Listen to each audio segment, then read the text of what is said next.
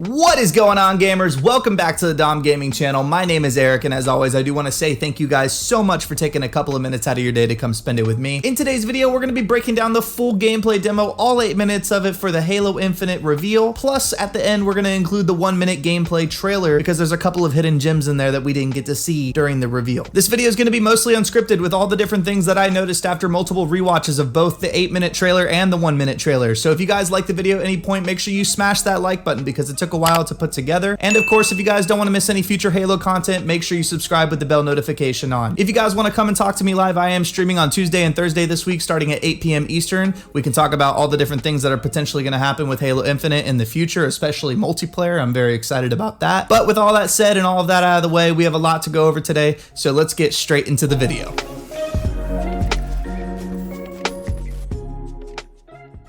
So we're just going to go ahead and go through each little segment and pause as we go through.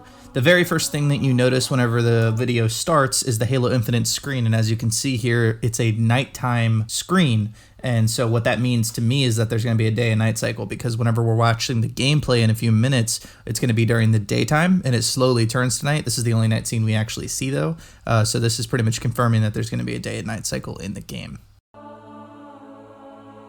Another thing to note before we get started in this is that this game takes place about 2 years after Halo 5 ends. Am I dead already? I must be. I mean, this is a punishment, right? And it says here that we lost the battle about 5 months ago. That battle is the one that we see where the ring is destroyed in the trailer from last year. Now, the thing to remember is that 343 has come out and said and stated that in this campaign demo, we are about halfway through the game. So it's a little unclear if we're going to be part of that battle that we lost, or if the game does take place after the battle. We really don't know yet. Yep, this is death.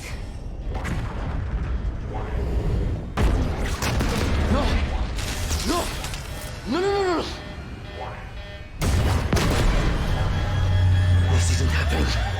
I'm going to have to make an emergency landing. Hold on, shit. And it has a very similar introduction to the mission the way that Halo 2's second mission has.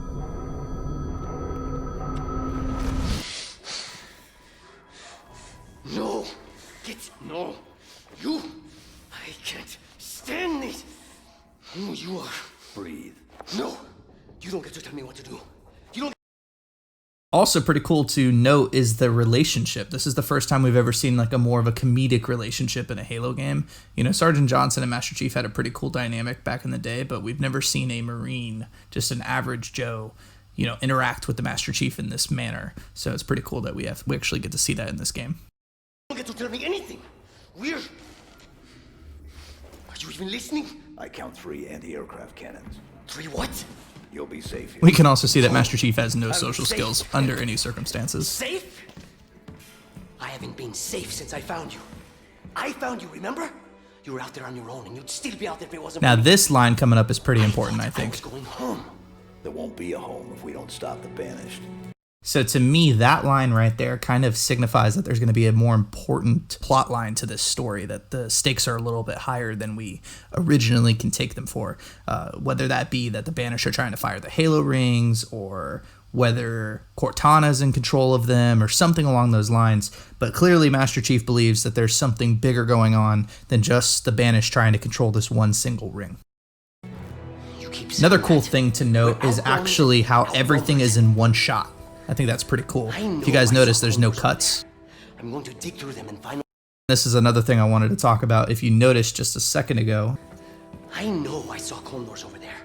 he just said that he knows that he saw condors over there, which is pretty cool. My buddy Dylan actually pointed it out to me. Halo Wars 2, condors were introduced in that game, and they were like the most powerful vehicle that the UNSC had at their disposal. Very big, giant pelicans that shot missiles in all directions. So it should be pretty cool to see that in Halo Infinite if they do decide to provide us maybe some gameplay with it, or we just get to see it in a cutscene, something along those lines. That'd be pretty cool. I'm going to dig through them and find one with the working sleep space drive. And when you're done with this war, we'll get away from here. Far away. Wait here. Oh. Please. You just gotta love the dynamic between these guys. Let me see what I can find. Cannons first. When I get back, we can. And all of this is still just in one shot. Together. we got?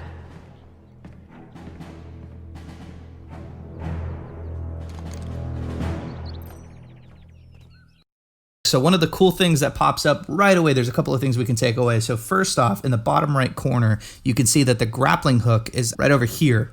So the grappling hook is an RB button. So the equipment is pick upable in this game. When it comes to the top left corner over here, one of the cool things that you see is that there's 3 different objectives, but all 3 objectives are not listed in a specific order, which means that you can kind of tackle the campaign missions how you want. So even though it's going to be a linear story, the open world provides different ways for you to be able to go about playing the game. Another thing I noted is obviously the assault rifle design. Now it does look a little plasticky, but obviously this is an older build of the game, but the big thing I took away is that it looks more like the Halo Reach design.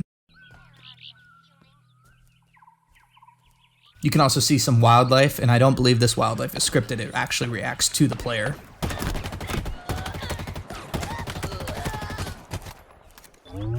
There's also a lot more blood that comes out of the enemies as you shoot them. So right here, we can see that there's a lot of UNSC destruction. Whether that came from the previous battle or if that's been there for many years, we're not certain. But in my opinion, this is destruction that came from the battle that happened about 5 months ago.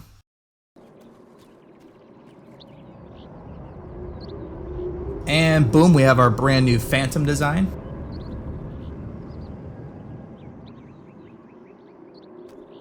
And of course, confirmed sprint for campaign. We're not sure if it's going to be in multiplayer. I would assume yes. Now, correct me if I'm wrong. Let me know in the comments below what you guys think, but I think the Warthog's a little faster in this game.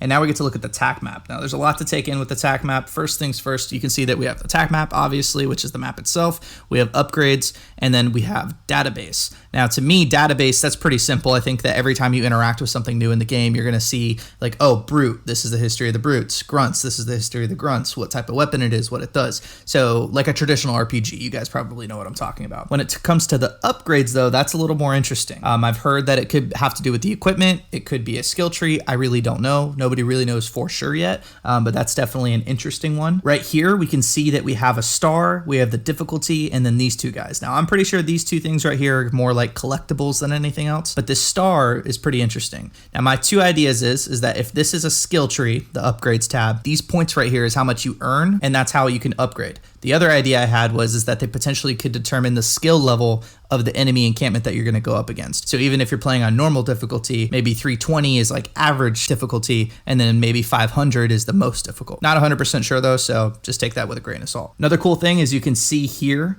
that the land is raised up. So even though this is an open world, this is how they're going to segment us off and keep us in a linear path. So we're going to be stuck on this island until we finish this mission, and then we'll be able to move on to the next part of the campaign. So even though it's open world and we can tackle the missions how we want, we're still going to get that traditional Halo feel where it's a linear story that we all have to complete the same way.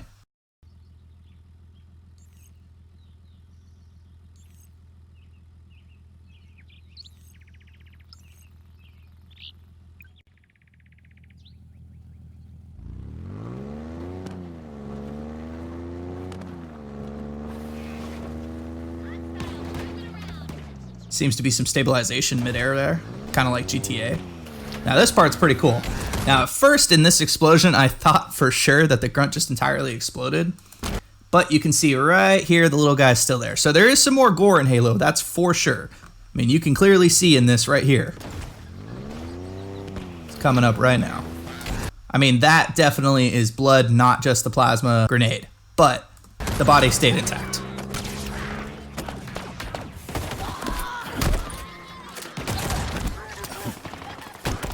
Pistol seems pretty powerful. Now this right here I wanted to show you guys. So back in the corner you can see some other weapons. We got the plasma pistol, the needler, and then of course this I originally thought was the classic carbine, but we get to see the pulse carbine in a little bit here, and I believe that that's what this gun is here.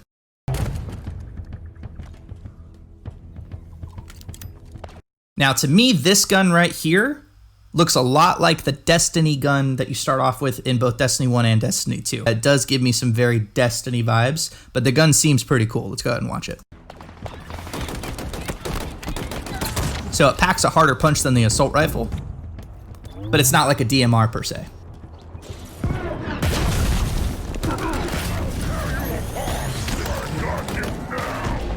Now this is a cool part coming up. So you're about to see the Master Chief shoot this guy in the foot several times and he's gonna stumble. And that actually affects the gameplay. Something super interesting to me. That's gonna be a really cool thing to do. Now this right here, this scene's important. You just noticed he picked up this thing right here and it changed the actual equipment for the RB button. And it even says now, drop all acquired. Now, what's interesting is that the grappling hook reappeared without having to pick anything else up. So my opinion is that you're able to pick up multiple pieces of equipment, just like you're able to pick up multiple grenades, and you can switch through. The grappling hook doesn't seem to be one that just goes away. So again, that also goes back to the upgrades being potential equipment that you earn as you go throughout the game.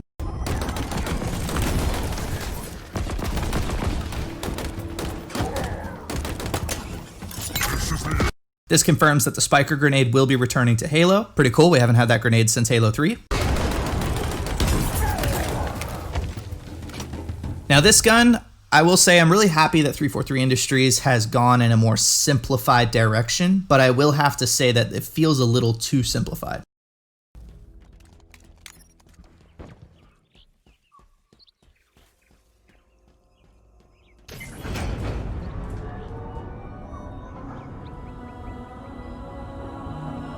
Now the landscape, one of the things I wanted to talk about, you can see a lot of people are saying it looks a lot like Minecraft, but if anybody's ever played Halo Wars 2, you'll know that the Halo ring was ejected. I believe it was either the Halo ring or maybe it was a piece of the Ark. Can't really remember off the top of my head right now, but we were able to see Anders eject a piece of the ring and shoot it out of the sky, and it looked a lot like this. So what I'm thinking is because of that giant battle that occurred 5 months prior to this gameplay demo, it affected the ring in a way that's making it fall apart. And so you're able to see all these giant pieces of land that in reality probably should all be connected, but we're seeing the inner workings of the ring. Beautiful vista. You can see the ring's damaged right over here. Another really cool part, backs up my claim on the wildlife before, is that they interact. I don't think any of this is going to be scripted. I think that the wildlife is going to interact with you and the game. There's that new Phantom design. Not so sure I'm a big fan of it. We'll see. And here we get to see the Ravager actually in action. So it's a 3-round burst energy weapon, but it overheats super quickly. Like if you see right here, it already says to vent, and he shot it, what, maybe 3 times? So it's gonna be a power weapon, but you have to make sure your shots really hit because it's gonna overheat really quickly.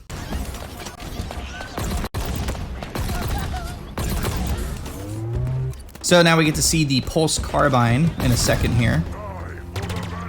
What I like about it is that it's a 3-round burst, a lot like the battle rifle. It'll be interesting to see if it has a zoom on it because he doesn't zoom in with this gameplay.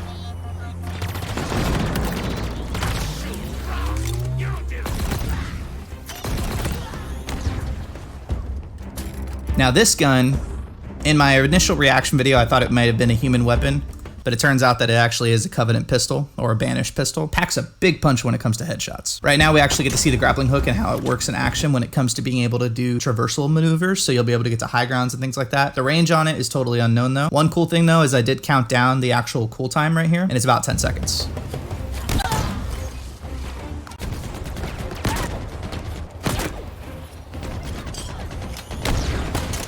And this part, wow, holy cow. So this is a game changer. You're able to grapple onto objects like fusion coils, pick them up, and then throw them at enemies to make them explode. That's a totally new thing to Halo. I really never would have thought that that would be in there. I'm curious to see how that affects multiplayer. That's gonna be a very interesting aspect for multiplayer, but super cool for campaign.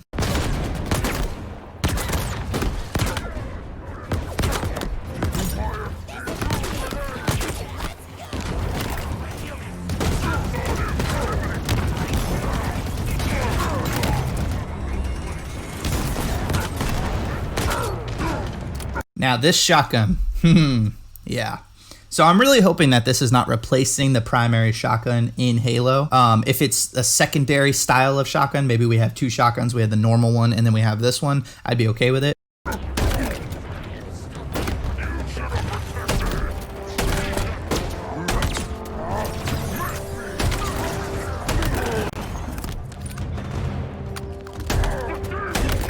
So here we just get to see a couple of the guns in action. Typical fight scene. But you can see what I mean. The shotgun just doesn't pack much of a punch.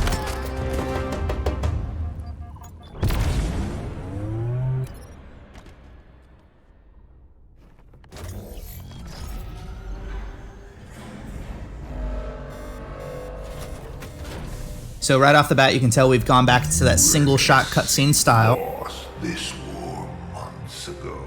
Your people are broken, scattered.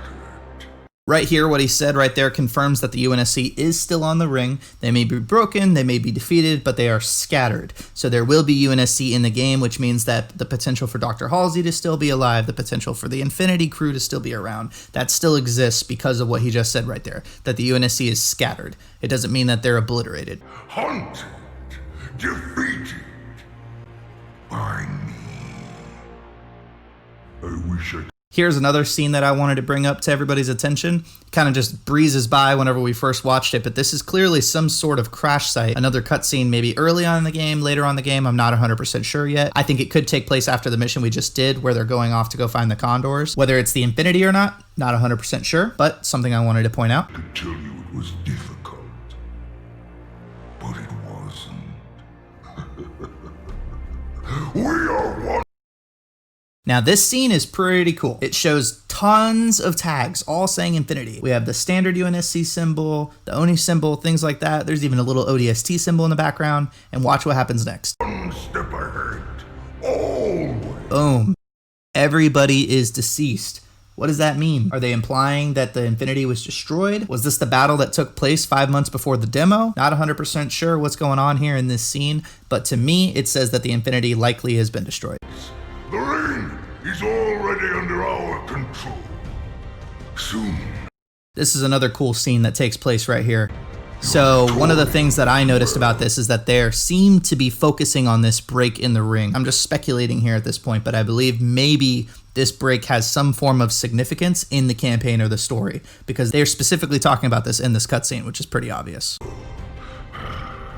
The Harbinger and the Banished share the same goal. The Harbinger and the Banished share the same goal. Now, the Chieftain clearly is referring to his crew and then someone else. Now, is that the classic Covenant, kind of like how we had the Storm Covenant in Halo 4 and 5? Or is that Cortana and the Created? Not really sure. But for some reason, the Banished have teamed up with this other group, and we just don't know who they are yet.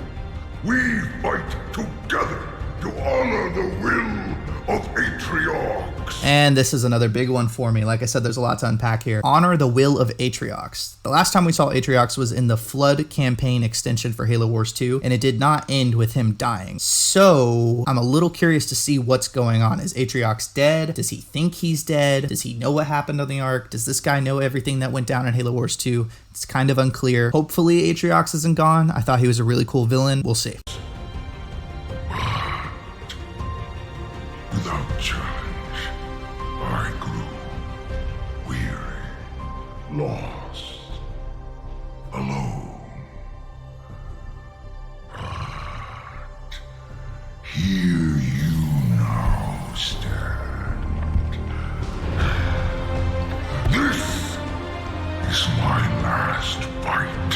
Now, this guy talks about it being his last fight, so I'm going to just come out and make an assumption that this guy's been fighting alongside Atriox for a really long time, and he's likely a veteran of the Human Covenant War. A true test of legends. Our story will outlive us both. Now, the last 2 points I'm going to make for this breakdown is this line and the next line. Our story will outlive us both.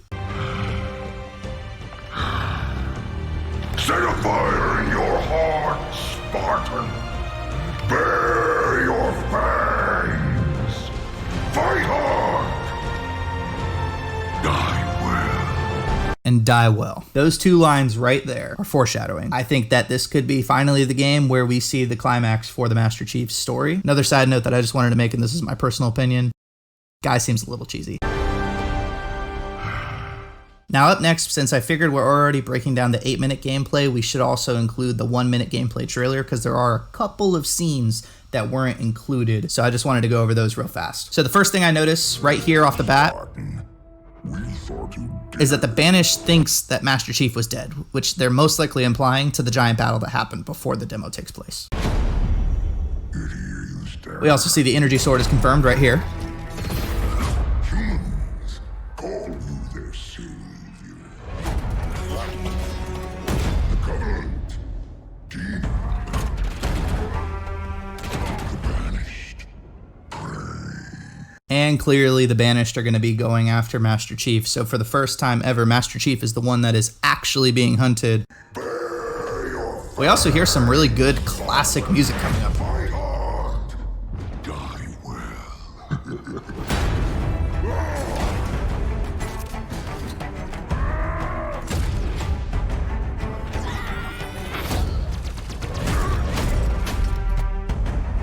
Now this is interesting. This guy right here, we got an electricity grenade in Halo now. Look at what this thing does. It shocks, it's spreading around. It started here, it hit the grunt, it hit the brute, it hit this dude on the left, it probably hit the guy behind us. Like, there's a lot of stuff going on with this one grenade. So is it a stun grenade and it's not actually gonna do damage, it's just gonna stun people? Is it actually gonna do damage? We're not really certain, but definitely an interesting little feature. And then my favorite part of this whole trailer and why I'm including this in the video today. The battle rifle is confirmed to be back and looking very classic. Overall, the game does seem to be headed to a happy middle ground between classic, modern, and new styles for this Halo. It should be interesting to see what the multiplayer reveal will bring whenever that's finally shown. If you guys did enjoy this video breakdown today, drop a like on it, and of course if you made it this far into the video, make sure you guys subscribe so you never miss any future content. I'll see you guys over on Twitch, and as always gamers, stay awesome and enjoy the rest of your day.